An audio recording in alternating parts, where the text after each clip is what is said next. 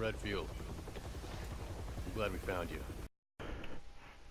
Hello everyone, Noctim0 here, and I gotta discuss this because this is something I saw after I beat the game, and I was upset when I saw this because this guy, whoever this fucker is, claiming to be Chris Redfield, or he says, "My name is Redfield."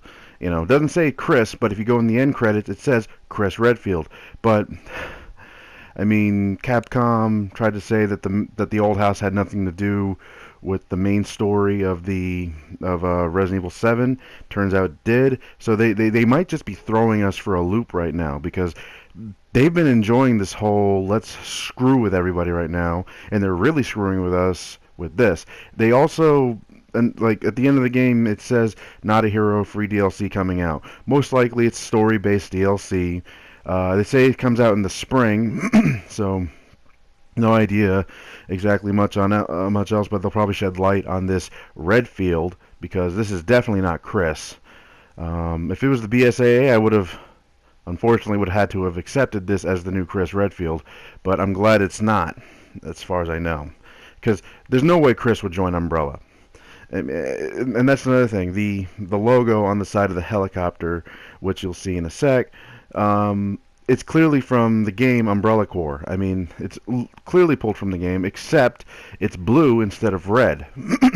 That's what bothers me about the symbol a bit. Why is the color blue? I mean, is it, I don't know, is it a good version of Umbrella? I mean, you know, blue, red, whatever. I don't believe that. Maybe it's just something, but because Umbrella's got them, Ethan and Mia, well, at least in the good ending, are screwed right now.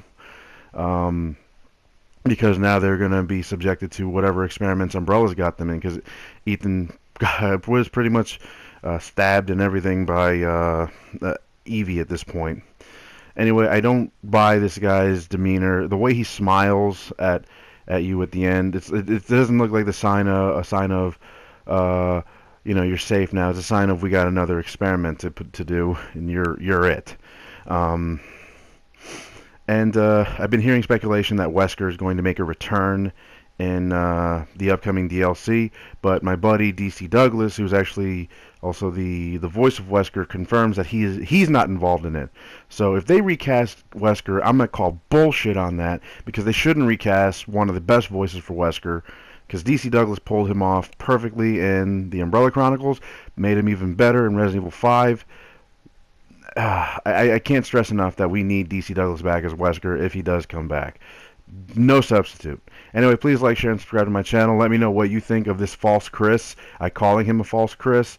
I mean, oh wait, this actually sheds more light onto the onto the reason why he's called Chris Redfield. I mean, they tried to use some sort of biblical stuff. You just look it up on Google. I don't really remember the details, but they did try to make Chris into some kind of Christ figure in terms of his name, Chris Redfield.